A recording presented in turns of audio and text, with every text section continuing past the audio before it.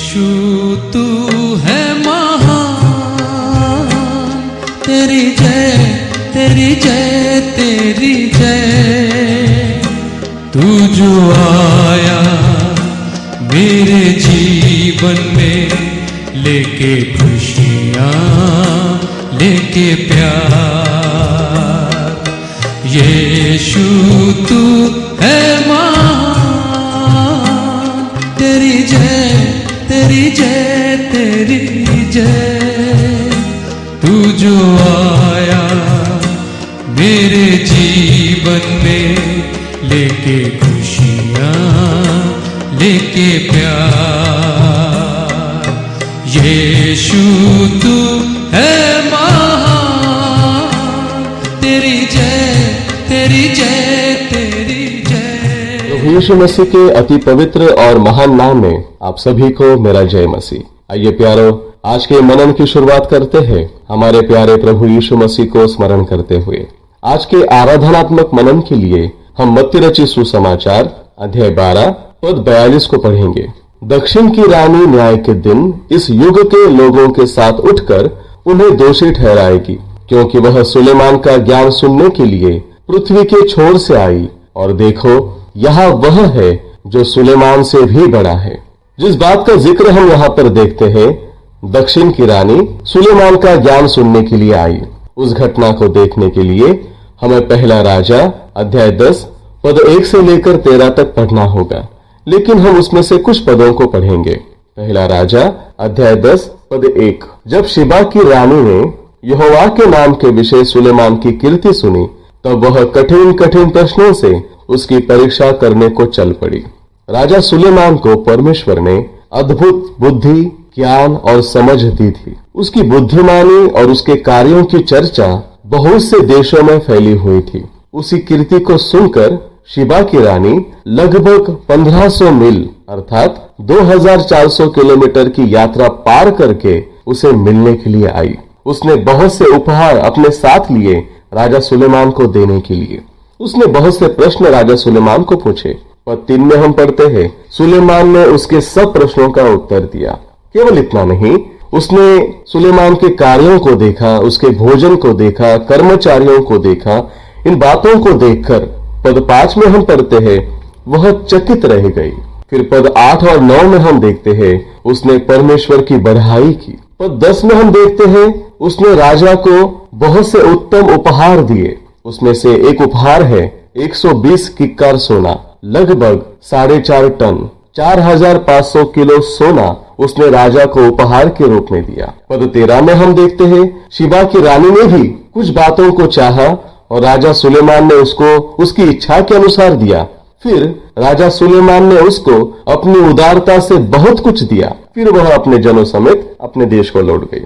प्रियो, राजा सुलेमान के विषय में हम देखते हैं, उसके पास अद्भुत बुद्धि और ज्ञान था। उसने बहुत से बातों की खोज भी की।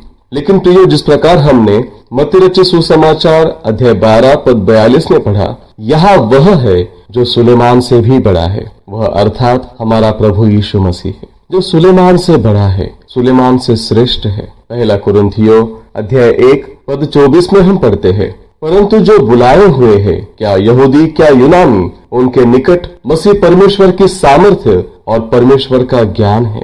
हमारा प्रभु यीशु मसीह खुद परमेश्वर का ज्ञान है। कुलुस्सियों की पत्री अध्याय 2 पद 3 में हम पढ़ते हैं, जिसमें बुद्धि और ज्ञान के सारे भंडार छिपे हुए हैं। हमारे प्रभु यीशु मसीह में बुद्धि और ज्ञान के भंडार छुपे हुए हैं। बुद्धि का मूल वह है, ज्ञान का प्रारंभ वह है, समझ उसकी ओर से प्राप्त होती है। सुलेमान राजा एक मनुष्य है, उसको ज्ञान परमेश्वर ने दिया, लेकिन हमारा प्रभु यीशु मसीह खुद ज्ञान है। प्रियो, जब हम प्रभु यीशु मसीह के विषय में सोचते हैं, पुराने नियम में अदृश्य रूप में उपस्थित होकर अद्भुत कामों को करने वाला प्रभु यीशु मसीह हम देखते हैं। नए नियम में सुसमाचार में देहधारी होकर आया हुआ प्रभु यीशु मसीह, जिसने अद्भुत कार्यों को किया और इस बात का प्रमाण दिया कि वह स्वर्ग की ओर से आया हुआ है, वह खुद परमेश्वर है। उसने प्रेरितों के काम में हम देखते हैं, प्रेरितों के साथ मिलकर अद्भुत कार्यों को किया। पत्रियों में उसकी महिमा को हम देखते हैं। प्रकाशित वाक्य में उसके भविष्य की महिमा को हम देखते हैं। हमारा प्यारा प्रभु यीशु मसीह जो सबों में बढ़कर है, उसके पास हम कितने भी कठिन प्रश्नों को लेकर आए, वो सभी का हल कर सकता है। वह परमेश्वर का शब्द अर्थात वचन है। वचन बाइबल हमारे पास है, जिसमें हमारे सारे प्रश्नों का जवाब हम पाते हैं। सुलेमान राजा तो केवल एक सृष्टि है, निर्मित है, लेकिन हमारा प्रभु यीशु मसीह सृष्टि करता है, निर्माण करता है। शिबा की रानी ने परमेश्वर की बढ़ाई की, लेकिन प्रियो, फिलिपियों की पत्री अध्याय 1:11 में हम देखते हैं, धार्मिकता के बिना हम परमेश्वर की महिमा और स्तुति नहीं कर सकते, लेकिन वह आशीष, वह अधिकार, वह सौभाग्य हमें प्रभु यीशु मसीह के द्वारा प्राप्त हुआ। उसने हमें परमेश्वर की धार्मिकता दी। जो हम पहले पापी थे, परमेश्वर से दूर थे, हमारा परमेश्वर के साथ मेल मिलाप करने के लिए वह खुद देहधारी हुआ। प्रभु यीशु मसीह ने हमारे सारे पाप और अपराधों को अपने ऊपर ले लिया। क्रूस के ऊपर उसने अपना बलिदान दिया। उसने हमारे लिए उसका पवित्र, शुद्ध और निष्कलंक लहू बहाया, हमारे लिए प्रायश्चित ठहरा,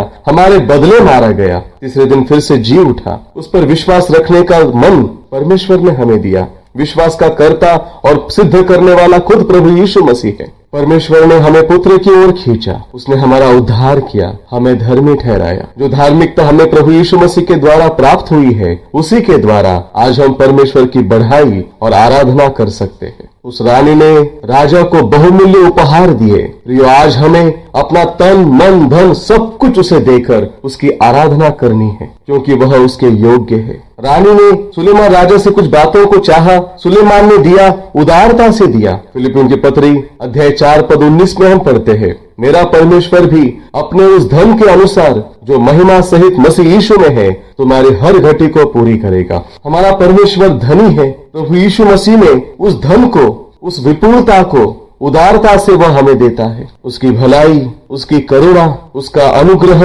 उसकी सहनशीलता, क्षमा करने का उसका स्वभाव, उसकी महिमा, उदारता से वह हमें देता है।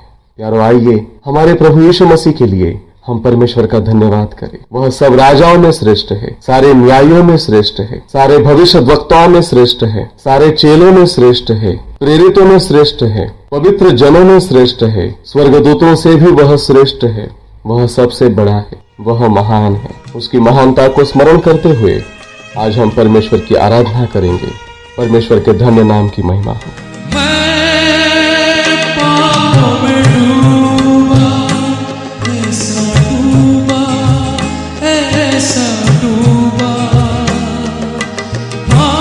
आँखों में थे आंसू, सबने छोड़ा, सबने छोड़ा, पर तू आया मेरे जीवन में, लेके मुक्ति, लेके प्यार।